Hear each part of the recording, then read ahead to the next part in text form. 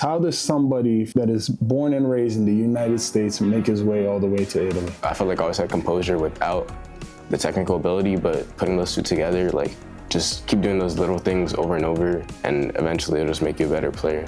I'm not really doing it for other people. I'm doing it for myself because I love it, and I wouldn't be going to Italy if I didn't really love soccer.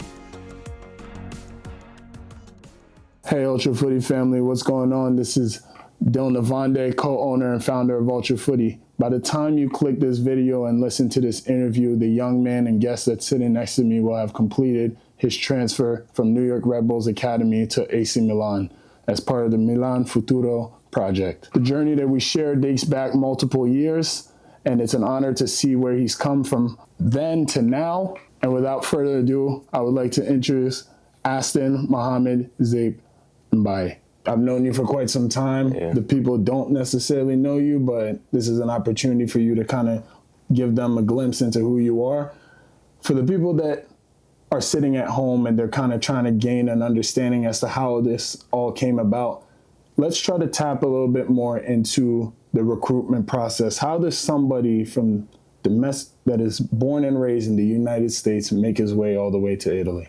So I think it started mostly with my national team experience. Like my U15 year, I started playing with the national team in September, and I went to all the camps U15 year, and we went to Portugal, had a good tournament there. We played against Scotland, Portugal, Italy, and then we also had a different tournament in Croatia, which we won, and we played against England, Japan, Morocco, and great teams like that. And obviously there's a lot of scouts there, and just putting my best foot forward and trying to prove my talent in a big showcase. Like, I feel like I got recognized there, and then from there it was just more like having conversation with the club and like starting to get noticed from different teams, and then through the help of like agents, just getting in touch and like visiting, see like what's the best fit for me, and then I was able to make the move.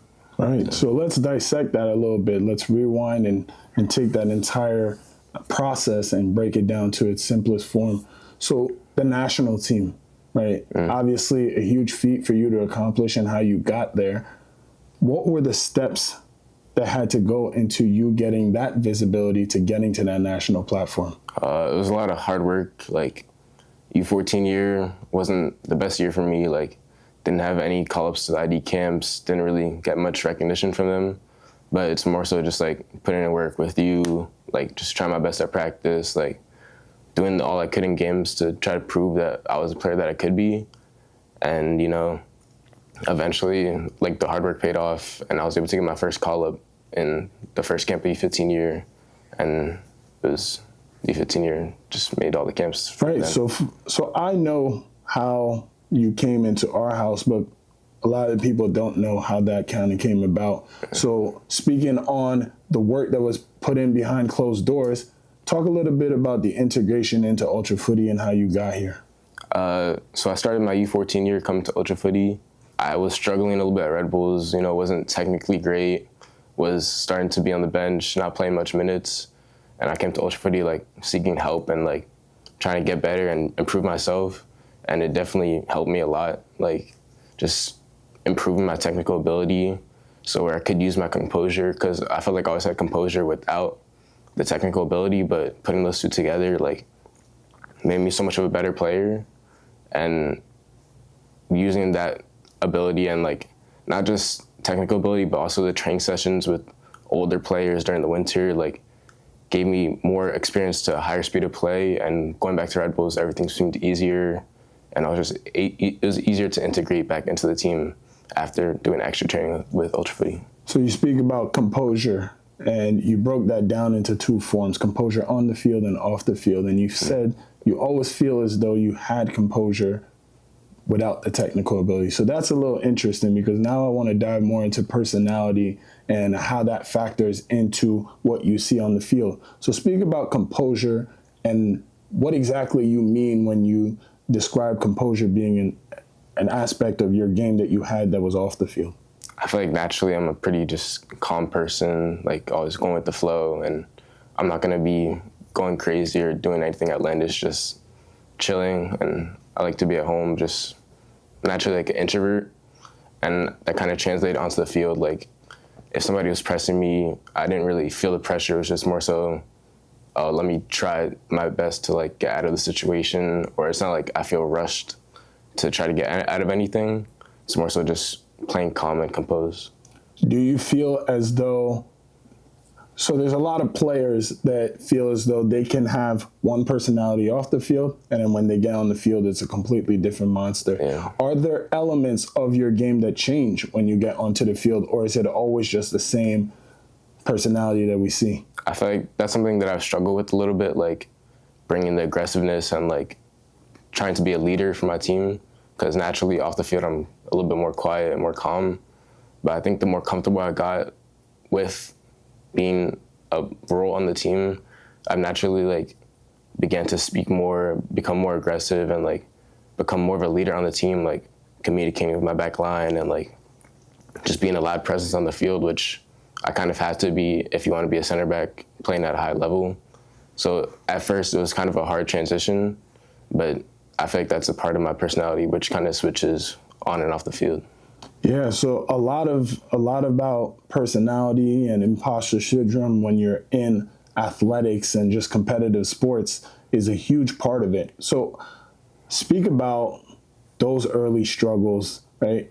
Having been with you, understanding that battle between your personality can be a difficulty when you get onto the field because you naturally have to present well for yourself, be a presence, be a leader to reach the pinnacle of the game at a center back level. Mm-hmm. With your personality being the way that it is, did you have any imposter syndrome related to that? So you're speaking to somebody, but you don't necessarily feel as though you have the personality to push that out, if that makes sense. Yeah. From when I first joined Red Bulls, we always had like KPI meetings and like IDP meetings to like review over the year. And always one of the main goals was become more of a leader and more communicative, like demanding my back line and like being a leader in the role that I play within the team. And so at first it was kind of hard, like feeling imposter syndrome, like maybe I don't fit in or maybe like I don't know what to do. And like, it's more so knowing what to say and feeling the confidence to say it. And I feel like just the more I spent time with the team, the more I got comfortable, the better I got. I felt more confident to like become more of a leader. And I was just able to have a more like dominant role in like communicating to my back line. So for the kids out there, people out there that are listening to your journey, and you speak about the imposter syndrome. So for every stage that you hit, you reach a new unknown territory that you've never been to. Yeah. So does imposter syndrome carry itself into every stage that you reach? Yeah, I think so. Because when I first joined Red Bulls, I felt imposter syndrome, like maybe I wasn't good enough, but over time you realize like the player that you are and you start to get more comfortable. Like my first national team camp, my first practice, I was like, well, these guys are so much better than me. Like I was kind of like, I thought that they were up here and I was down here, but I just played my game, felt more comfortable, and tried to fit in. And I was able to prove that I was better than some of those guys and at the level of where I needed to be. And so just over time and becoming more confident in yourself starts to go away. So how much of that does social media play a factor into all of it? Obviously in a very high-paced environment that you guys are in, and it's fast tracking and the opportunities are there far more than they used to be because the United States has now caught on to the soccer culture and the soccer experience. How much does social media play a role in the impact that we see in imposter syndrome? I feel like at first, like stepping into a new environment, you see guys with like thousands of followers or like this guy's a Nike contract, this guy's an Adidas contract. Like your immediate first impression is like, oh, they must be crazy, crazy good. But when you really like get to play with people and like understand them, they're just normal people like you are. And the only difference is they might have a contract, you might not. But at the end of the day, it's what happens on the field that matters. And that's all it. Right. So patience is a huge aspect of working your way through the game, right? And working your way through the ranks, as you're going to see as you get to higher and higher levels. How much patience did it require for you to get out of the space that you were in when you were on, as you mentioned, you weren't seeing minutes that you were looking for at the Red Bulls ranks? Yeah. How much patience did that require in order for you to still continue to believe in yourself and get to where you need to be? Yeah, it took a lot because especially my U14 year, like, wasn't getting much minutes, was experiencing a little bit of injuries with like knee pains, groin problems. And I just felt like that was like a low point of like my academy career. And I felt like I just had the mentality where it was like, this will pass. And I knew like if I just kept working and once like the knee problems went away, like gaining more confidence in myself and just trying hard in practice every single day, that eventually I knew I could become as good as some of the other players I was playing with or playing against. And I knew like that over time, if I just kept trusting myself, that it would be able to pass. So let's rewind the clock. Nobody just arrives at the point that they want to be without previous encounters, previous experiences. Talk about your integration into the sport. Where did soccer begin for you? And who were the heavy influences that pushed that love for the game into you? So it started, or my first memory of soccer is watching the World Cup with my family. Like, we used to go to like this bar, or not a bar, but somewhere where you can watch games with a bunch of people. And that was my first memory, watching Germany win the World Cup. And it's kind of close to home because my mom is German, so it's kind of a big deal. And that's where I first started to like enjoy the game. And then I first started playing in a summer camp with Dusk. I think I was 6, 7 years old. And it just like, it felt fun. And I just kept wanting to do it. So I ended up joining the Dusk team. And it was just super fun, like getting better. Like the coaches there were amazing. And it felt like there was no pressure. It was just playing for fun. And then COVID happened. And I wasn't really able to play much. Like, we'd do trainings, but it would be like on Zoom, so it wasn't great. And then I had the opportunity to join Cedar Stars, my U12 year. And I felt like that like took me to a different level as a player. Like, at first I was just doing it for fun, like hanging out with my friends, playing the game I love. But Cedar Stars like made me realize that there was like different levels to soccer, and that like it actually took like hard work, and like it could be a career if you actually try. And like there's players that are insane at 12 years old that at the level I was playing with, like, were not comparable. So I felt like that was a big step from playing soccer for fun and to actually like focusing and trying my hardest in it. Yeah, and that's a huge shift, right? In every kid's journey and every person's career is that aspect of the fun of the game translating into, I want to pursue this and make it a career. So it takes a lot of dedication and a lot of commitment towards your goal. But I really want to speak about being from two powerhouse nations, your father being from Senegal and your mother being from Germany. Mm. How much of that cultural experience plays a role in the burning passion that you have for the game of soccer? Yeah, my dad says that I got my time from him, but I don't know about that. He says that he could have been pro, but he might be gassing himself up a little bit, but... Trust me, mine says the same. Yeah, but he always had a love for the game. Like, I remember when I was younger, he used to like go out playing like a men's league just whenever he could, always playing soccer. And so that's where I kind of like was inspired from and like started wanting to play. And my mom, like, she's not a huge fan of soccer, but her dad was like the biggest fan of soccer, always watching soccer games, going to soccer games, like anything they could, their whole life surrounded by soccer. And they always like not encouraged me to play soccer, but enabled me. But they never like pushed me to, and it was never like, oh, you have to go to training today, or you have to do this, do that. It's more like, if you want to do it, you can do it. And I kind of felt the freedom to like, I had the choice, but I always wanted to, because it's what I loved.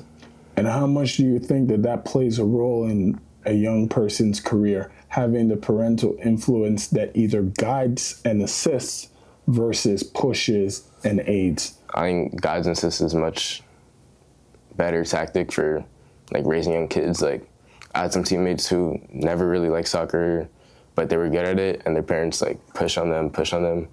And even like when I see younger kids now, like they're doing so many trainings, like pushing themselves crazy, but you can tell that they're losing the love for the game.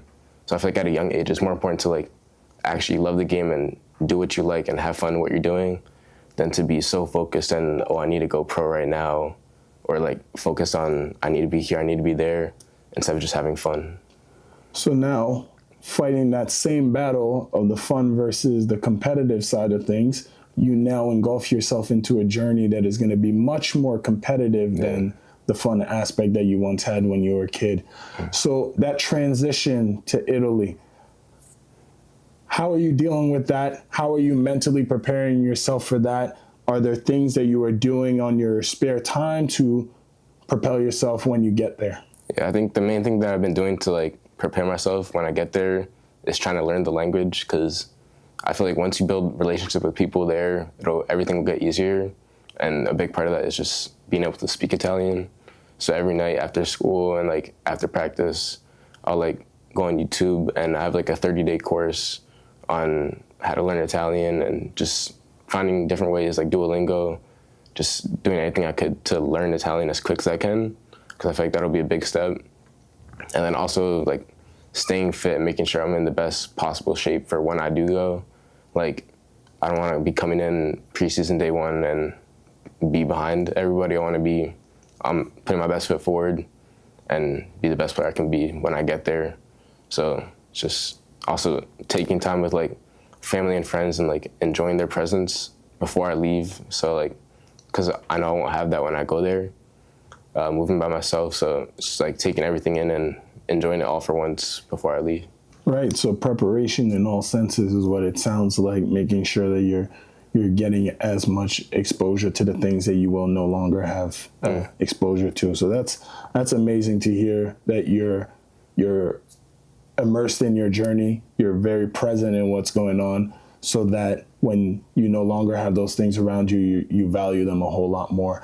How much of that plays a role into what you hope to accomplish when you're there? Does that drive you? Does your support system give you a sense of wanting to achieve things, or do you not really put that much pressure on yourself? I mean, obviously a little bit. Like you want to make your family, your friends proud. Like after signing, like so many people saying congratulations, and like realizing how many people helped you to get to where you are today. But also like, I'm not really doing it for other people. I'm doing it for myself because I love it. And I wouldn't be going to Italy if I didn't really love soccer, and if I just wanted to like make my friends happy, or like just prove to them that I'm better than them or whatever. It's more so like a journey for myself to like become the best player I can be. And I feel like moving there will definitely help me with that, like just in a whole new different level. But still want to like be appreciative of everything that's helped me get to where I am today. Right. So you speak about moving there and how that can help you become the best version of yourself as a soccer player. So let's speak about the Italian influence on the game. Obviously, Italy has been very well recognized for their defensive capabilities over the course of many years. Yeah. I remember when I was younger, my father speaking heavily about Maldini, who I never watched play, but obviously like getting that experience and that understanding of soccer culture is very important. You have the Maldinis of the world, the Cannavaros of the world, the Chiellinis of the world. It's a heavy defensive-minded culture, right? And for you as a center back, how much of that influence from Italian culture, one, played a role into your decision of going to Milan, and two, how does that now help you develop in your journey? Yeah, I think when I visited there, I went there in November to visit the facility and like talk to the academy director and all them.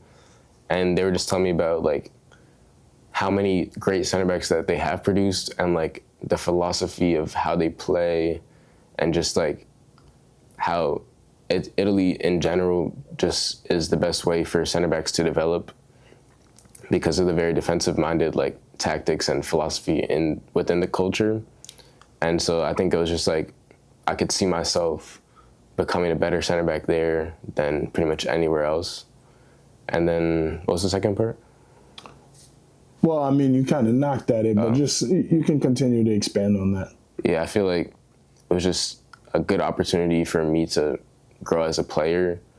And, you know, like, obviously with Maldini, Chiellini, all the great Italian center backs that there have been, I could just see myself, like, stepping into a role where I can absorb as much as I can, learning from the coaches there, the staff. Like, if they were able to produce great players like that, the information will be just super valuable in becoming a better player. Right. So a big part of anybody that achieves any high feat or accomplishment stems back to their ability to learn. And one thing that I noticed about you when I first had interaction with you was how quickly you process information and how quickly you completed the application process of that information. So speak a little bit about how much of that plays into your ability to conquer some of the goals that you've set out for yourself, because it isn't a normal thing. It's a very abnormal thing for somebody to write out their goals consistently and be able to knock them out on a consistent basis, which I've seen from you. I mean, I think the ability to learn, like, also stems from my school. Like, my mom has always been super hard on me in school, like, pushing for me to get the best grades, like, take the best classes, and just being as good as I can in school. And that kind of translates to on the field, like, learning from if I do something wrong, or like the application of a touch or something like that, like just being able to learn from my mistakes and focusing on that mistake solely and just trying to get better at it, and repetition, just keep trying to get better. I feel like that, just keep doing those little things over and over, and eventually it'll just make you a better player. Right. No, of course. Education is the key. Knowledge is power. Right? And the more that you know, the better. Let's speak about your maturity. Obviously, you're 16 years old, right? And what most cannot fathom or be able to process over the course of time is that at 16 years old, you are very underdeveloped. But for you, having a good presence about you, a good head on your shoulders, and a good ability to kind of be present in what's going on, where does that stem from? How does that maturity engulf itself into you? Is it experience? Is it nature versus nurture? Is it how you were raised? Speak about your maturity a little bit more. I think it comes from like the way that I was raised, like naturally being kind of quiet, observing and listening. Like, I remember when my parents used to have like people over, I would just like, sometimes there'd be kids like playing around downstairs, and I would just like sit upstairs and like listen to the parents' conversation and just kind of like get experience of like what the real world is like. And just kind of learning from them and like having conversations with them, I felt like just built my maturity. So I would just naturally become more mature, and just kind of understanding like where I am, like being aware of my surroundings, just naturally made me a more mature person. In that battle, do you feel as though there is a balancing point that you have to have between maturity at a 16-year-old age and also retaining your youthfulness? Yeah, I mean, obviously still have fun, like when I'm with my teammates, sometimes like goofing around or just having fun in general, like going out with them, maybe like going to Six Flags or just having fun in general. But still, when it comes time to like practice or anything that needs to get me better, I still like put the work in. And like, I don't know, I feel like you need to have a balance between maturity and also having fun, because maturity is what you're gonna be when you're older. It's like helps you grow up as a young adult, but also having a balance between that and like having fun is super important. Like just still being a kid and enjoying life. So I want to speak to you a little bit more about the role that you play in your household. Right, so your brother, you have a younger brother also at the Red Bulls Academy, who you will be leaving behind in pursuit of your own journey. What role do you serve towards him, and how do you feel as though the accomplishments that you are now reaching play a role in his career? Yeah, I mean, obviously I miss him a lot, but I feel like taking that step was kind of necessary, and I feel like I've served as kind of a role model for him. And like, when I first joined Dusk, he was there to join me right after. I joined Cedar Stars, he was there right after, and joined Red Bulls, and he followed in my footsteps and joined there too. And I feel like he kind of looks up to me like as kind of a player that he wants to become. Like, even though we're different positions, just like learning and able to like take different things away from me, he'll be able to put into him. And also off the field too, just like learning and becoming more mature. Like, when I have friends over, he hangs out with us, like, and he just like naturally is more integrated with older kids because he always wants to be around me. So I feel like I just have to be like a good example for him, because if I do something outlandish, he's gonna do the same thing and try to copy me. So always having to like be a good example and just be what he wants to become in the future. So mutual pressure, right? There's pressure on his end, there's pressure on your end, but understanding how to balance that is a huge factor in the entire equation. Yeah. For his journey, do you feel as though both of you guys playing different positions is a barrier between the influence that you can have on him, or do you feel as though you're still able to get your message across even though you guys don't play? No, I feel like he plays goalkeeper, and the player that I'm closest to on the field is obviously my goalkeeper, so I have a good relationship with them. And also, nowadays with the modern style football, like building out of the back, the keeper is essentially another center back. So just like trying to help him with like different techniques of how to use how to kick the ball, how to have proper touch, like, and also decision making, which is a really big thing. Like, when I go watch his games, obviously I don't want to be like too critical because he's still 12 years old, but trying to give him like little pointers on what he could have done better and like better decisions that he could have made. And how is the processing information on his end? Because you guys are two very similar people, but yet different in your own right. Has his ability to process information, do you see contrast in the way that you process information? Yeah, it's definitely a little bit different. Like, when I first started watching his games, like, I tried to be like overly critical because I kind of put him to the standard of my goalkeepers, like, that I play with. And I feel like comparing goalkeepers 4 years apart just isn't a fair task. So I was like overly critical, and he just kind of like shut down, didn't want to hear it. But now, like, I've kind of like stepped back a little bit, just let him play, and like obviously he'll learn from his own mistakes, and just let him be himself, but still trying to give him pointers that any way that can make him better. Yeah, no, and it's a beautiful journey to hear, having a younger brother as well and being in the same exact steps that you were in. It's crazy to hear that you're understanding all these things that I was only able to understand later down the road.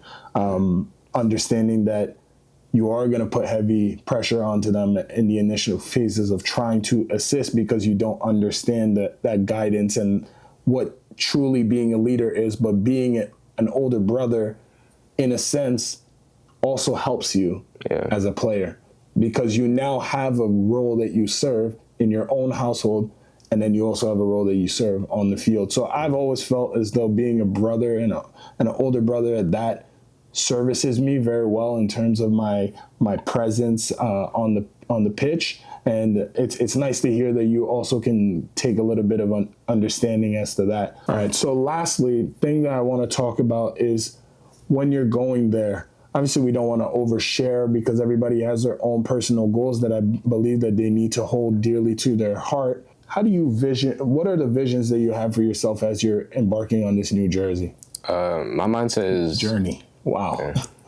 I feel like as soon as I go in there, like, obviously there's a lot of expectations, going there as a 16-year-old, but being on a professional contract, like, you're not signing a contract and coming halfway across the world just to play with the 17s. So I'm trying to, like, work my way as fast as possible, like playing with the 18s as soon as possible, and then 20s, and then next up to 23s. And I feel like the faster that I can progress and become comfortable within my surroundings, I'll be able to make the next jump and play year up and then 2 years up, and just trying to become better. And, that comes with everything, like technical ability, obviously becoming stronger, faster, so I can fit in playing with grown men. So I feel like it's just taking little steps to achieve my end goal of one day playing for the first team. Yeah, and speaking about like playing with bigger, faster, stronger competition, I have in real time watch your body composition kind of take a whole completely different 360 turn. We were once eye level to one another, and now you're 3 to 4 inches above me. So how much of that have you emphasized in your game? Obviously, the technical aspect we can work on consistently and on a daily basis, but that component, right, the body composition, which is something that is pretty unique for every individual because everybody has different genetics and different ways that their body intakes force. How much have you put onto that aspect of your game to help you in this transition? I think that for me, it's a strength and a weakness. Like, obviously being tall, it's a big presence, but obviously not maturing, getting big enough or necessarily like bulking out. I think that's my next step in like becoming a professional player, like being able to fill out my body and like just naturally having a bigger presence. And it's like kind of 50-50. Like obviously I'm bigger than most people, but not necessarily stronger yet. So I feel like just taking time, like working in the gym. Obviously they have a great academy, like gym program there where it'll be a transformation, like working in the day, every day in the gym. So I think that being able to use my body to its full capacity, like not being able to become more balanced and like just more explosive with a better body will help me a lot.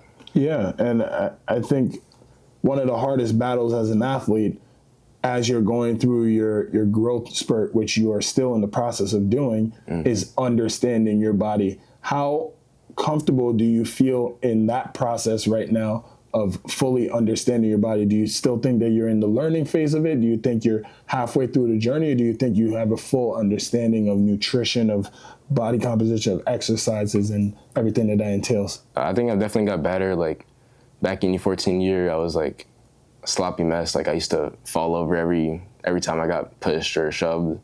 But I've kind of learned how to like stabilize myself and like use my body to what I know I can do, but there's still a lot of work to do. Like, even when I watch videos back myself, I'm like, I look a little lanky, or just being able to become more comfortable in my body and obviously becoming stronger, I think will just help me with that, and knowing how to move with my body, it's still work to do. Yeah, well, you speak about video and looking at yourself after games. Speak a little bit about that, right? The resources are endless nowadays for you guys. You have your private trainers, access to former professional players, you have video, you have pictures, you have everything that you could possibly need at the forefront of your hands so that you can carry out your journey. How many of those resources would you say assist you? How many of those can be a detriment to your career? I feel like it definitely makes you self-conscious, which can be a good thing and a bad thing. I think it'll be a good thing if you're able to learn from it. Like a big thing that I did with Red Bulls was working on my running mechanics, because obviously being tall, being lanky, like it doesn't naturally come to have great running mechanics. But I did like video work with our athletic trainer, and like he would take me out sometimes in the middle of practice or after practice, and we'd like watch video of like how my body moves and just working on the mechanics and how to become faster, like more explosive, and just the right technique as to how to move my body. All right. So I know you. They're getting to know you now throughout the course of this interview. Favorite team? Who do you look up to? And then favorite player as well in today's game, and then back in the day as well. My favorite team has always been Chelsea. It's both of us. But my favorite player isn't a center back, or I feel like wouldn't be expected, but Eden Hazard is like the player who like actually made me like fall in love with soccer. Just like watching him on the TV, especially like the year when they won the Premier League, just the way he played, the way he ran at players, just made me fall in love with the game. But more so players that I like look up to and like inspire me, or Thiago Silva playing for Chelsea, being ball playing center back, but also just being a leader on the field and having a big presence. And also like younger players now too that I see myself in are like Dean Hoyson and like Lenny Euro, like just being able to be like ball playing tall center backs that kind of fit into a role, playing for some of the best teams in the world at such a young age. Yeah, no, I believe that every player in their journey should have a player that they aspire to be, and then also a player that is unrealistic from their physical capabilities, just so that you can continue to sustain that passion for the game. Because there's not, I would say it's a burning art in the beautiful players that will actually give you that joy of watching the game. And I think the more that you can latch on to a couple of those players, it'll continue to keep the game alive. And it's wonderful to see young players like Lamine Yamal bursting onto the scene that can bring that back and reignite that passion that a lot of us had when we were younger, to watch the players like Ronaldinho's of the world, the Neymars, all the flashy players, because it's necessary. I know for myself, Joao Felix, maybe not the world loves him as much in today's society, but I know that like right now he plays a huge role for me in terms of like continuing to love soccer, right? And then in retrospect, you also have to have those players that you look to and you say, okay, yeah, I want to study his game. I want to dissect it. And how can I pull some of those aspects into my game like you spoke about? I think it's a wonderful thing. Thiago Silva is also somebody that I looked up to when I was in my journey, as well as Paul Pogba, because I was a 6 and also a center back. So for me, all of those things are great to see. They're great to hear that you're fully present, fully aware, and I know that you're gonna make a huge impact on the game. The last thing that I really want to speak about is the 2 jerseys that we have here. I'm gonna pick one up, and I just want you to kind of convey that feeling and talk to us a little bit about what it means to you. So the first one is New York Red Bulls jersey. What exactly does this mean? And talk a little bit about it. I'll have you hold it. I feel like this jersey helped me become the player that I was. Like when I first stepped into Red Bulls, I was just a normal kid that loved soccer, and I was super nervous going into it. Thought that everybody was going to be millions of times better than me, but I feel like I've grown so much over the years. Like coming out of my shell, like creating best friends on my team, and just becoming a better player. Like I progressed so much in my 4 years at Red Bulls, and I think it's just made me a better player and the player that I've become today. Right. It's been a long journey. I know there's a lot of ups, there's a lot of downs, but they play a huge role in that journey for you. So obviously we've spoken a couple times, and the big thing from mentorship was making sure that you went back and you gave your flowers to all the people that serviced you, whether that was your coaches, whether that was an equipment manager, right? Anybody on the training ground that plays a role in you becoming the player that you are. But even knowing that you had already done that prior to me giving you that mentorship speaks high volume on your character. So I'm proud of the journey you had there, and we're going to move into the second jersey, onto your future.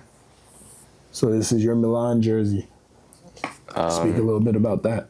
I think looking at it just makes me proud of like how much I have achieved and how much work there is still to go. Like never in a million years did I think that I'd be signing for AC Milan or that I'd even be going to Europe to play soccer, but it was always a dream of mine as a kid. It wasn't necessarily realistic or what I thought achievable, but just through working hard and just trusting the process, I've been able to reach this goal. But there's still so much more to go, like still so far from the first team, just a long journey to go. And I feel like this is the first like big step in achieving my goal of becoming a professional soccer player. Yeah, and there's a lot of people that have accomplished a lot of things at a very young age and possibly didn't reach the heights that they would have wanted to. But this is your journey. It's your experience. It's your opportunity to seize the moment and take every single part that comes with it. But I know that you being a student of the game is going to aid and assist you in this new process. So because it is such a big club and so well known and highly recognized by the world, take everything in. I would say take every single thing in. we've loved being a part of your journey, right? You are a very big part of our company and what we've been able to achieve when it comes to mentorship, development, and honing in and believing in individuals that may have deficiencies in their game, may have deficiencies in their personality, but they want to learn, right? And that to me is very rewarding as a mentor, and I know for Jordan as well, to see you accomplish those certain tasks. And we just want to see you keep being better. So we're here. We're a resource. We're a tool. You're on the wall forever, man. And proud of you. And we just want to see you do big things, man. Thank you so much. And thank you for all the help over the years. All love, man.